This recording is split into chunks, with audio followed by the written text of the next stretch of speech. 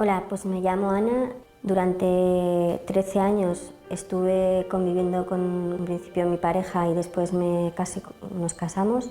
Desde ya el principio ya sufrí malos tratos. Me pilló en una época que yo había tenido una pérdida muy importante en mi vida y bueno, pues lo encontré un poco como un salvador. A los 3 meses o así yo empecé a notar que no me dejaba apenas libertad. Le molestaba que saliese, que me llamaran mis amigas, que tuviese un poco de vida propia, ¿no? Las veces que intenté dejar la relación, pues él se presentaba pues, como un poco víctima, como que se había dado cuenta del error, que era porque me quería mucho. Y ya cuando me casé con él y tuve a mis 2 hijos, pues empezó todo ya a ser insoportable. Y bueno, ya cuando nacieron los niños, pues salía, venía borracho, tomaba drogas también. Eran fáciles de conseguir porque él trabajaba en la Guardia Civil y sigue trabajando. Una vez, por ejemplo, quería vender un coche que yo había comprado con muchísimo esfuerzo y no encontraba los papeles y empezó a darme empujones y yo decía, Dios mío, yo solamente pensaba, Dios mío, si me hace algo este hombre, ¿quién cuidará a mis hijos? Porque tenían 3 meses y me dio contra una puerta de madera. Si alguna vez estaba hablando por teléfono, me cogía el teléfono el brazo y me lo retorcía. Tengo una lesión en el brazo que me ha derivado en una incapacidad. En algunas cosas no puedo trabajar. Y maltrato psicológico de no hablarme, de desaparecer igual 2 días y yo no tener nada ni siquiera para comer. Y además tenía mucho miedo porque nadie se implicaba allí. Era como una especie de... vivíamos en una casa cuartel y allí eran todos pues, un poco cómplices, ¿no? Porque todo el mundo sabía lo que ocurría, pero nadie se mojaba. Y bueno, y además él controlaba el tema de mi familia. Bueno, también yo tengo una familia en la que mis padres, mi madre ha tenido también muchos problemas de malos tratos. ¿Qué viviste en tu infancia? Pues pegarle mi padre a mi madre. Estaba embarazada de mi hermano y la cogió de los pelos una vez. Yo tenía 3 años y me acuerdo perfectamente, no entendía nada. ¿Cómo podía ser eso? No sé. Y bueno, pues vivía con mi abuela, pero mi abuela siempre me decía que fuese allí y quería que fuese mi referencia, pero era una referencia horrorosa. Y al final salí de esa historia que siempre pensé que nunca en la vida consentiría eso y siempre creí que si un día formaba una familia sería todo nada que ver con lo que yo había vivido en mi familia y al final ha resultado ser pues, prácticamente peor, igual. Por ejemplo, cuando les decía que me había agredido, eso decía, pero ¿y tú qué le has hecho? Cosas así. Y que tenía dónde iba a ir, que ellos no me iban a ayudar, si me separaban. Yo tenía mis hijos que, vamos, tenían meses. Mi padre me dijo en varias ocasiones que ellos no me iban a ayudar y de hecho no me han ayudado nunca, en nada. Ni emocionalmente, ni económicamente, ni nada. ¿Tuviste miedo por tus hijos? Sí, por ejemplo, él a las 10 se ponía una película, nos teníamos que ir del salón, ¿no? Y claro, mis hijos tenían 2 años, prácticamente no entendían que no se tuviesen que ir de allí, volvían a entrar y les empujaba, los tiraba una vez al suelo, una vez a uno le dio con un coscorrón un golpe en la cabeza, de empujarlo, otra vez no nos dejó entrar en casa y nos empujó y casi se cae otro por las escaleras. Los críos le tenían pánico. Y entonces ya dije, esto no es vida, y mis hijos ya se empezaban a dar cuenta y dije, mira, me separo. Y entonces, pues como tenía él todos los papeles de la declaración de la renta, fui a cogerlo a un armario, me cogió las muñecas, me las retorció, me dio contra una ventana, que quedó la ventana de estas de aluminio, quedaron todas así dobladas, o sea, que me dio un golpe fuertísimo en la ventana y en la cabeza. Y luego las muñecas, pues se me inflamaron muchísimo y no, en fin, y tuve que ir al médico porque no podía soportar el dolor de las muñecas y del brazo y de la cabeza, vaya. Y fui al médico y cuando me preguntó qué era lo que me había pasado, pues me puse a llorar porque además tenía una ansiedad enorme, no había dormido en toda la noche cuando pasó eso y entonces el médico se debió de dar cuenta de lo que me pasaba y fue él el que lo denunció. Y entonces él hizo un parte de lesiones y ese parte de lesiones fue al juzgado y cuando vinieron a tomarme declaración dos hombres que eran guardias civiles también, lo maquillaron de tal forma que el hombre cogió una baja, mi exmarido, una baja por depresión. Yo declaré como un hecho aislado, de hecho me dijeron, si no te importa pues lo firmamos mañana para que diera tiempo a que él cogiera la baja, tal, o sea, y después de esto ya todo fue un cúmulo de apoyos hacia él y de encontrarme yo totalmente perdida en todo, o sea, en bienestar social, en todo, o sea, y desde que vivimos aquí.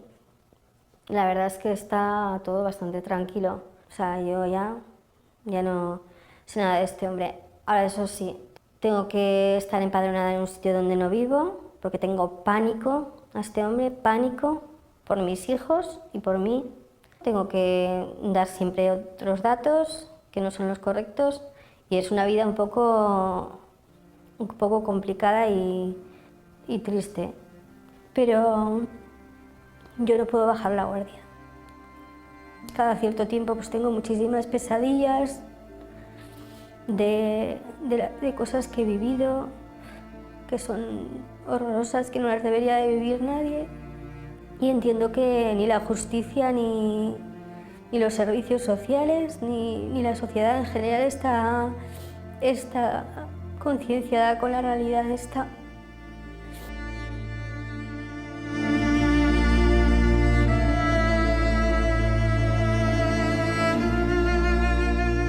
Falta compromiso real en la sociedad. ¿Cuál es el papel en este caso también de los médicos ante un caso de violencia ejercida contra la mujer? Un papel esencial, Maite. Primero, yo creo que no falta concienciación. De hecho, si estamos aquí todos nosotros y si el programa se hace y otros muchos se hacen es porque la sociedad cada vez está más concienciada con este tema. Desgraciadamente, muchas de las cosas que comentaba la protagonista de este reportaje son ciertas. Son ciertos, bueno, pues la sensación de abandono que ella tiene y parte de nuestra labor como sociedad tiene que ser estar con la víctima. Los médicos tenemos que actuar y lógicamente tenemos que actuar de una forma rápida, certera y adecuada. Tenemos que declarar, tenemos que hacer un parte judicial. Nuestra labor fundamental cuando atendemos a una mujer que ha sufrido una violencia de este tipo, son dos cosas. Por un lado, atenderla en las lesiones que tiene, como a cualquier otro paciente, quizá con la deferencia, la empatía, con la tranquilidad que da o que tiene que dar la figura del médico a una persona que ha sufrido un mal momento como ese. Y en ningún caso, Maite, prejuzgarla. Nunca. Yo creo que eso no lo hacemos nunca los médicos. Yo sentiría mucho que alguna mujer dijera lo contrario. Más bien al contrario, nosotros lo que hacemos es defender a la víctima y de hecho nuestro código deontológico nos indica que tenemos que luchar por la dignidad de la persona y no podemos tolerar los malos tratos, y menos a mujeres, a discapacitados, a niños, ancianos, y en los casos de violencia de género. Claro. Escuchando a esta mujer, desde luego ese testimonio desgarrador, Margarita echa de menos quizá una mayor implicación de la sociedad, así lo ve desde su punto de vista. Incluso faltan instrumentos jurídicos. ¿Se puede avanzar algo más? ¿Qué falta desde el punto de vista judicial para mejorar esta situación o acabar con ella? Bueno, yo creo que el testimonio ha sido particularmente pesimista, ¿no? Ha acabado diciendo pues, lo poco atendida que se había sentido por todos, ¿no? También yo creo que es posible que su propia situación, ¿no?, de desconsuelo pues, influya en esta visión. A mí me parece que seguro que quedan cosas por hacer, pero ella ha hablado de cómo se sentía desprotegida en relación, por ejemplo, a sus hijos o a las propias situaciones de maltrato que ella había vivido, no solo solo en sí misma, sino también con respecto a los niños, ¿no? Aquí yo creo que hemos avanzado mucho. El Estatuto de la Víctima, que se aprueba en el año 2015, o una reforma de ley orgánica también del año 2015 de protección a infancia y adolescencia, la ley orgánica 815, viene e incide en la consideración del niño que vive situaciones de violencia, aun cuando no sea directa, aun cuando solo la vea, ¿no?, como víctimas especial de protección, y da la posibilidad de que en el ámbito judicial se adopten medidas, y así se ha reformado recientemente la ley de enjuiciamiento criminal para proteger a estos menores. Estos son avances que se han realizado, que creo que son importantes. La protección a la víctima desde el punto de vista judicial tiene que ser escucharla de una manera adecuada, saber dotarla de protección a través de los mecanismos de protección que también prevé la ley, y incidiendo en la valoración que la policía nos haya hecho sobre el riesgo, y luego investigar de una manera certera para lograr el castigo del maltratador, el castigo penal. Vamos a ver también el valor que concedemos a la reacción de la calle, ¿no? Recordamos en el último episodio de violencia machista en Navarra, con la muerte de Blanca Esther Marqués, la reacción de todo un pueblo que dice no, basta ya. Pongo este caso, pueden ser otros que también nos llevan a las fiestas de San Fermín con ese episodio de violencia. ¿Qué valor le concedemos a la respuesta de la calle, Carlos? Lo que dice la calle, ¿qué valor tiene y sobre todo qué impronta en la sociedad y qué consecuencias quizá a medio y largo plazo? Bueno, la respuesta de la sociedad siempre hay que tenerla en cuenta. Es una manifestación plural, en principio libre, entonces por lo tanto tiene mucho valor. Son quienes nos van a exigir posteriormente pues una respuesta por parte de la policía y el resto de las instituciones. Entonces hay que escucharlas y hay que ver en esos casos concretos qué es lo que ha pasado y si ha habido alguna cosa que mejorar o corregir. Así se hará, así lo hacemos habitualmente en el Cuerpo Nacional de la Policía Nacional, y si hay cualquier cosa, cualquier error, se corrige y se mejora. Pero por supuesto hay que tenerles muy en cuenta, sí. Hay cuestiones desde luego que todos nos preguntamos, ¿no? Y ya, bueno, pues cuando ocurren sucesos como estos en Navarra, o como el que ha sucedido hoy en otro punto de España, o bueno, otras víctimas, a veces se repiten situaciones, Merche, ¿no? Era una persona, esta pareja era una persona amable, la pareja se llevaba bien, se les veía disfrutar juntos. Nada hacía presagiar un episodio con semejante trágico final. ¿Por qué se repite esta conducta? ¿Cómo comprender la mente de una persona capaz de arrebatar la vida de otra, de su pareja, a la que supuestamente quiere? Claro. Bueno, esto lo primero que nos hace este tipo de comentarios es ver que indudablemente si algo tiene esta violencia contra las mujeres es que todas las mujeres, por el hecho de ser mujeres, somos posibles víctimas de esta violencia, con lo cual eso nos coloca en una situación, bueno, pues de poner el foco, ¿no? Y con respecto a lo que comentas, ¿no?, de estos, a veces, esas situaciones muchas veces es que los propios agresores a veces ahí es donde tenemos que mirar, muchas veces más que a las víctimas, porque lo que nos encontramos es que son agresores que tienen una conducta en la calle y una conducta en casa. Entonces, lo que hay detrás de esta conducta en casa es una conducta de control, de sometimiento, pero que lo hacen con su pareja, en este caso con estas mujeres, y no lo hacen fuera en otros entornos. Entonces, hay este tipo de comentarios que a veces nos ayudan a entender que es una realidad, bueno, pues que los casos más sangrientos son los que vemos y los más, bueno, pues los que llevan, ¿no?, a situaciones de perder la vida, que es lo que, pues que es el derecho, ¿no?, humano por excelencia, ¿no? Pero sin ninguna duda es una realidad que nos la encontramos todos los días. Tenemos aquí en Navarra pues una media de 3 denuncias, y eso son lo que vemos, las denuncias, pero indudablemente es un reflejo de lo que hay. La importancia, Maite, precisamente de romper el silencio, ¿no?, como es el caso de estas mujeres que se han atrevido a contar por primera vez el episodio vital de, bueno, pues absolutamente terrible, ¿no?, que nos han narrado. Sí, romper el silencio. Es un gran problema que nosotros desde el punto de vista sanitario tenemos. Yo trabajo en un servicio de urgencias y por lo tanto a lo mejor no es el medio más adecuado para tener tiempo y poder hablar tranquilamente con la mujer, pero muchas veces lo que vemos es mujeres que vienen a contarnos atendamos o a que les atendamos por lesiones y no son capaces de decir cuál es la causa real que ha producido esas lesiones. A veces nosotros tenemos ciertos indicios que nos hacen pensar que lo que nos está contando no corresponde con la realidad, pero muchas veces si la mujer, después de estar hablando tranquilamente con ella y explicarle todo y hacerle ver que no se encuentra sola, que hay una serie de recursos que se pueden utilizar para ayudarle, que hay unas medidas que por ley se pueden aplicar, bueno, pues acaba confesando la situación. O sea que yo creo que es una cosa de paciencia, sobre todo en los profesionales sanitarios. Y muchas veces, si nosotros en urgencias no podemos llegar a ese punto en el que se abre la situación y se confiesa la realidad, lo derivamos al centro de salud para que después el médico de cabecera, el asistente social de la zona sean las que continúen el contacto con esa mujer para hacerla ver que no está sola. Policía Nacional, trabajando precisamente con los niños, con las personas más menudas de nuestra sociedad, tratando de romper estereotipos, evitando jóvenes y personas adultas machistas. ¿Cómo se está trabajando y sobre todo qué encuentran en la población más joven? ¿Qué tipo de planteamientos se hacen en relación con la pareja, el poder del hombre sobre la mujer, el empoderamiento de la mujer en esta sociedad?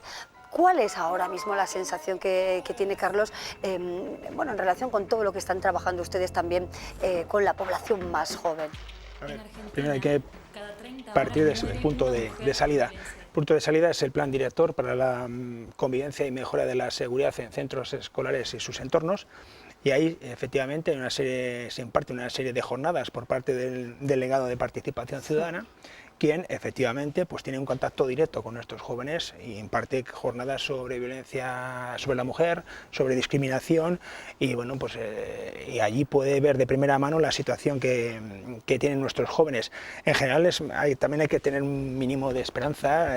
Los jóvenes en general sí que reaccionan bien y son bueno pues ven en sus compañeras y compañeros pues igualdad y no hay en general no hay ningún tipo de discriminación. Sí que hay conductas a lo mejor aisladas que efectivamente pues a través de los móviles, esa impaciencia por estar controlando siempre a su pareja. Principalmente es eso lo que se suele percibir. Pero vamos, puedo insistir, también hay que darle un margen de confianza a la juventud y hay una juventud muy sana y que efectivamente no cae en esta lacra.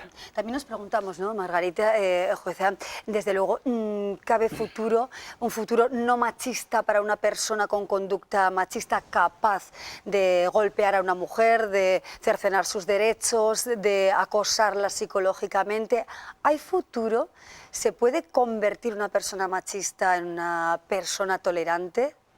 Bueno, al menos lo que la sociedad tiene es el deber de poner los medios necesarios para que la persona que ha incurrido en estas conductas pues pueda cambiar.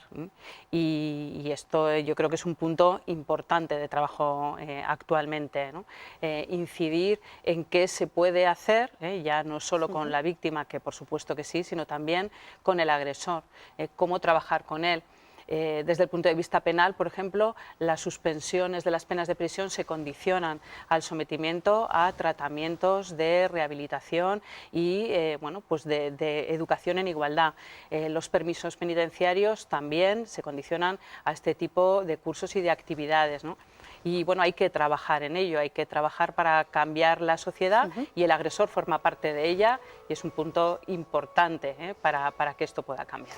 En este caso el hombre también en el punto de mira. Hoy queremos analizar o hemos analizado aquí en nuestro primer día del nuevo programa La Muga, la lacra, la epidemia de la violencia ejercida contra las mujeres con ayuda de Maite Fortún. Gracias Maite, muchísimas gracias. Gracias a vosotros. Carlos Martín, muchísimas gracias por estar con nosotros. Margarita Pérez Salazar, gracias. Y Merche Leranoz, muchísimas gracias por compartir este tiempo. Muchísimas gracias. Gracias a todos. Nosotros seguimos aquí en La Muga con más historias en este tramo final. Postres tradicionales de Ulzama. La leche de oveja es la materia prima de donde surgen estos deliciosos postres. Productos de la más alta calidad y únicos en el mercado a orillas del río Ulzama que da nombre a un valle rico en vegetación, en pastos, en agua y en ganado. Nuestras ovejas son nuestro principal activo. Postres tradicionales de Ulzama. Bueno, minutos finales ya en la Muga y para fijarnos precisamente todo lo que se ha llevado el viento en esta jornada ventosa en nuestra comunidad, con vientos superiores a los 160 kilómetros por hora. El equipo de reportajes con nuestra compañera Vera Villafranca nos muestra los destrozos ocasionados por este fenómeno meteorológico. El viento, sin duda, protagonista indiscutible en las últimas horas en Navarra. Rachas de más de 70 kilómetros por hora en la cuenca de Pamplona. Hasta 90 kilómetros por hora se han registrado en Sacana, con rachas concretas que han superado los 100 kilómetros hora en Echarri, Aranaz, o los 160 kilómetros hora en la Sierra de San Miguel de Aralar. Las consecuencias: árboles caídos, ramas en la calzada, tejas que se han desprendido de los tejados, antenas que han volado por los aires, carteles descontrolados. Ha sido una jornada muy intensa para bomberos de Navarra, Policía Foral y Policía Municipal de Pamplona, que en las últimas horas solamente aquí en la capital ha realizado más de 60 intervenciones. Consecuencias como esta: un coche totalmente escachado por la caída de un árbol de grandes dimensiones en este parque de la Taconera, que ante el riesgo permanece cerrado a los peatones y coches. Arrancado de cuajo, así ha quedado el tejado de esta empresa abandonada en Ciordia. El fuerte viento registrado en Sacana ha movido chapas de más de 3 metros como si fueran de papel. Las rachas de viento en Sacana están siendo extremadamente fuertes. Así ha quedado esta empresa abandonada de Ciordia, que ha perdido toda su estructura. En algunos momentos es incluso complicado mantenerse de pie. Y es que Sacana ha sido una de las zonas más afectadas por las fuertes rachas de más de 100 kilómetros hora. La Nacional 1 ha sido cortada al tráfico pesado a la altura de Ciordia. Se ha desviado la ruta de camiones por Echegarate y la autovía de Leizarán. El polígono de Alsasua muestra las cicatrices de una noche complicada en la que tejados y vallas publicitarias de grandes dimensiones como esta han quedado a merced del viento. Las emergencias de la zona han atendido numerosas caídas de tejas y árboles. Muy fuerte. Está mal, está mal. Está un día infernal. Luego ha tirado un árbol ahí con unas raíces. Mucho, sí. Mucho. Y todavía anda. Hace poco me ha fastidiado un paraguas a mí. Más de 60 avisos en menos de 24 horas ha tenido que atender Policía Municipal de Pamplona. Los bomberos de Navarra tampoco han parado y han realizado decenas de salidas por caídas de tejas, desprendimiento de vallas o caídas de ramas. No ha habido heridos, pero esta rama de grandes dimensiones podía haber provocado una tragedia en el Parque de la Taconera. A primera hora la habían retirado de este vehículo, que ha quedado prácticamente aplastado. Se han desprendido numerosas ramas, por lo que se ha cortado la zona al tránsito de coches y peatones. Sí, durante la noche he oído bastante, pero vamos, ahora a la mañana se está bastante bien. Mucho. Nosotros que vivimos ahí en el último piso, la terraza te lleva todo por un lado y por otro. Miedo no, pero se oían unos ruidos muy grandes con el viento que hacía. Pero ayer vine de viaje y al salir aquí en la estación casi me lleva el aire, con maleta y todo. Aquí en la calle San Juan Bosco, un hombre de 84 años resultaba herido al caerle estas vallas ahora amontonadas en el suelo cuando transitaba por la zona. En el Valle de Roncal tampoco se han librado. El puerto de Belagua se ha cerrado al tráfico por intensas ventiscas como esta.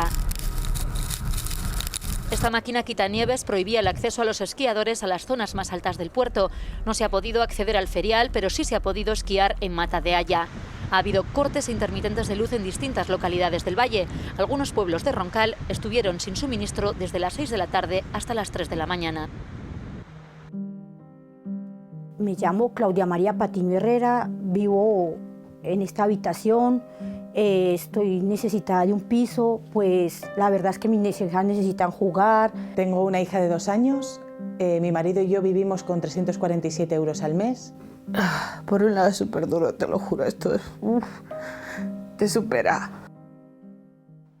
Testimonios que nos superarán en el programa de mañana. Personas que viven en situación de pobreza severa en Navarra. Hasta aquí llegamos. Les invitamos a nuestro programa mañana en la Muga, y hoy nos vamos con una frase que nos ha parecido afortunada, ya que tiene que ver con el comienzo de una nueva andadura, como es la nuestra aquí en Navarra Televisión con la Muga. Gracias por acompañarnos y que disfruten y sigan estando con nosotros. Adiós.